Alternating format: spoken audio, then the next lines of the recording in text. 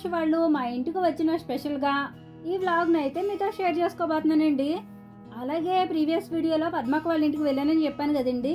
తిరిగి వచ్చేటప్పుడు నాకు కొన్ని వస్తువులు ఇచ్చిందండి.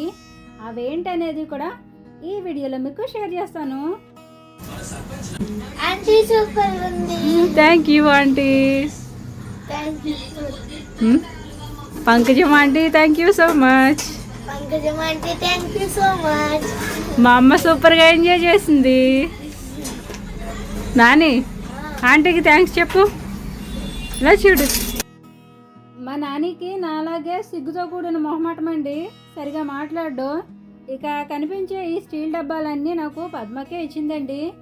ఓసారి పద్మక్కతో నేను స్టీల్ డబ్బాలు కొనుక్కోవాలనుకుంటున్నాను అని చెప్పాను. అప్పుడు పద్మక్క నా దగ్గర చాలా స్టీల్ డబ్బాలు ఉన్నాయి, కావాలంటే ఇస్తాను, పట్టుకు వెళ్ళు.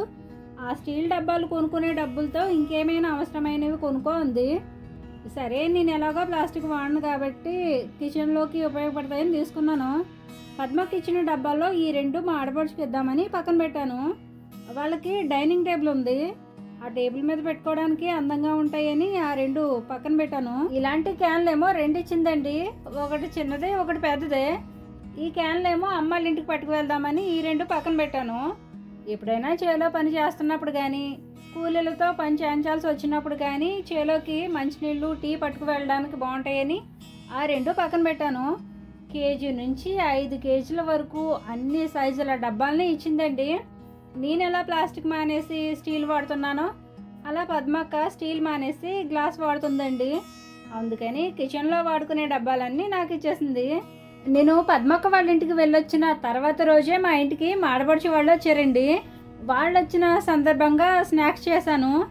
దానికోసం ఫస్ట్ టమాటా సాస్ చేశాను. ఈ సాస్ ఎలా చేశానో చూసేయండి.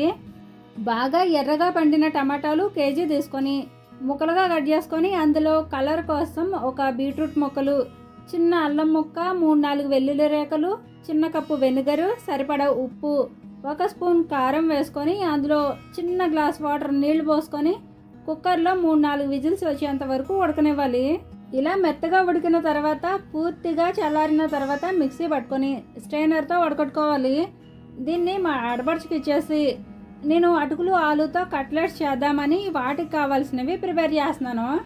ప్రస్తుతం టమాటా రేటు తక్కువగానే ఉంది కదండి. మాకైతే కేజీ టమాటాలు 20 రూపాయలు. అందుకనే టమాటా సాస్ చేశాను. అసలు అయితే ఈ సాస్ చేద్దామని టమాటా రేటు తగ్గిన దగ్గర నుండి అనుకుంటున్నాను, కానీ కుదరట్లేదు. ఎలాగో మా ఆడపడుచు వాళ్ళు వచ్చారు కదా అని ఇప్పుడు చేశాను. ఈ సాస్లో కొంచెం వాటర్ ఉంటుంది కదండి, అది కొంచెం దగ్గర పడేంత వరకు సిమ్లో పెట్టుకొని దగ్గర పడనివ్వాలి. ఇప్పుడు అటుకులు ఆలుతో కట్లెట్స్ ఎలా చేశానో చూడండి. ఈ అటుకులు 3 అటుకులండి, మేము సొంతంగా పట్టించుకున్న అటుకులు.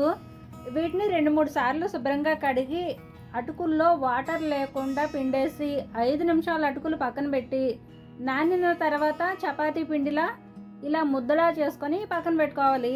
అటుకులు ఇంట్లో ఉంటే ఇలా రకరకాలుగా వాడుకోవచ్చండి. అందుకే నేను అటుకులు సంవత్సరానికి సరిపడగా పట్టించుకుంటాను. ఇక ఇందులోకి 2-3 పచ్చిమిర్చి, 3-4 వెల్లుల్లి రేఖలు, చిన్న అల్లం ముక్క కలిపి కచ్చాపచ్చాగా దంచుకోవాలి.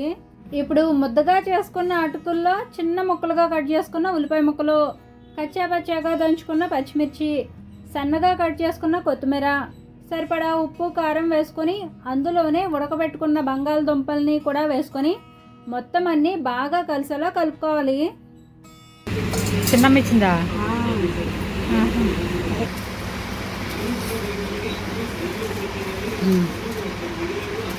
కట్టుకుంటా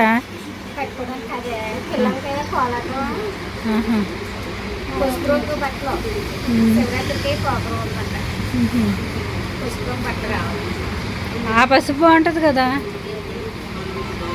ఆ పసుపు మరి ఎలాగ అంచు ఉండాలి కదా, నిమ్మకాయ కావాలి. మా మేనకోడళ్ళకి వాళ్ళ స్కూల్లో శివరాత్రికి కోలాట్లు వేస్తున్నారటండి.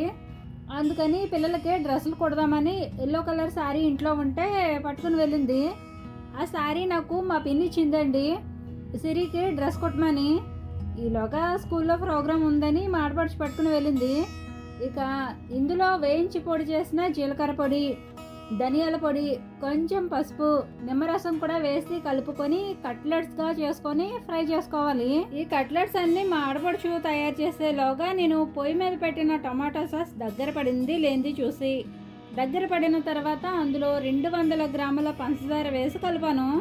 పంచదార వేసిన తర్వాత సాస్లో వాటర్ లేకుండా, సాస్ చిక్కగా కాకుండా పలుచుగా కాకుండా సాసీగా అయ్యేంత వరకు ఉడకనిచ్చి స్టవ్ ఆఫ్ చేసుకుంటే టమాటా సాస్ రెడీ అయిపోయినట్టే.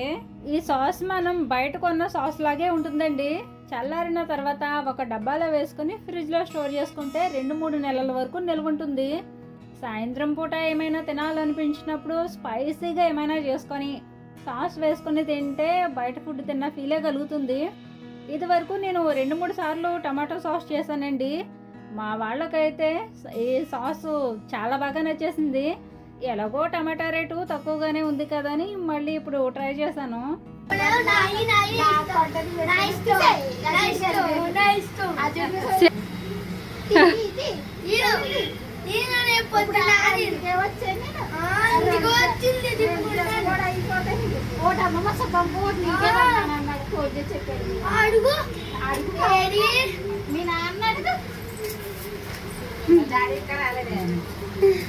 సిరి వాళ్ళ మేనత్తతో గొడవ పడుతుందండి.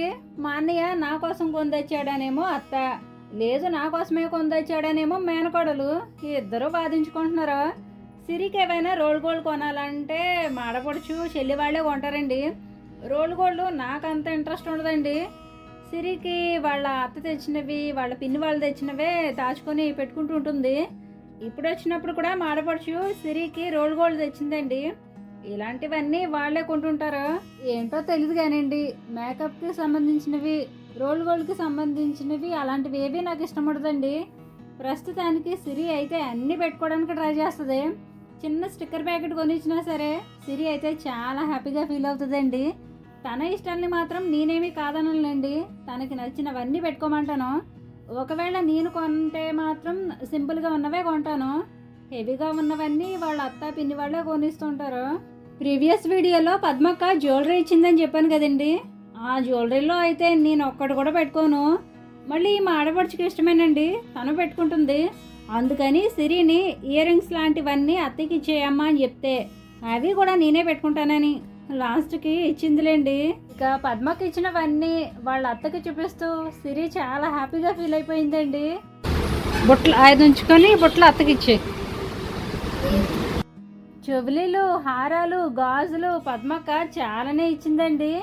రోల్ గోల్డ్ అయినా ఏదో 100కి 200కి కొనుక్కోగలం కానండి, ఇంత ఖరీదైనవి మేమైతే కొనుక్కోలేమండి.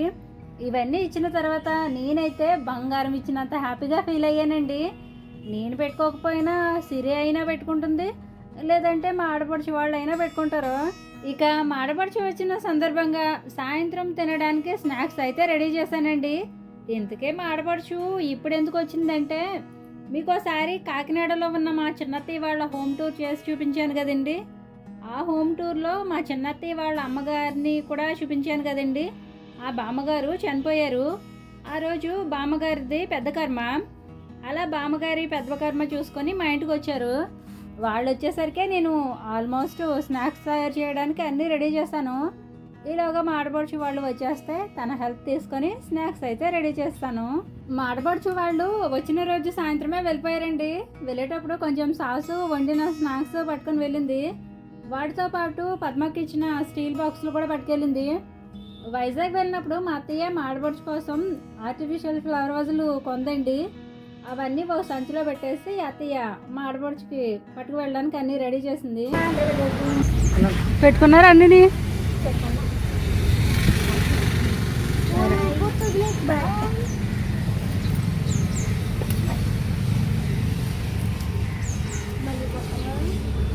శివరాత్రి ఉంది కదా, శివరాత్రికా ఈరోజు శివరాత్రి.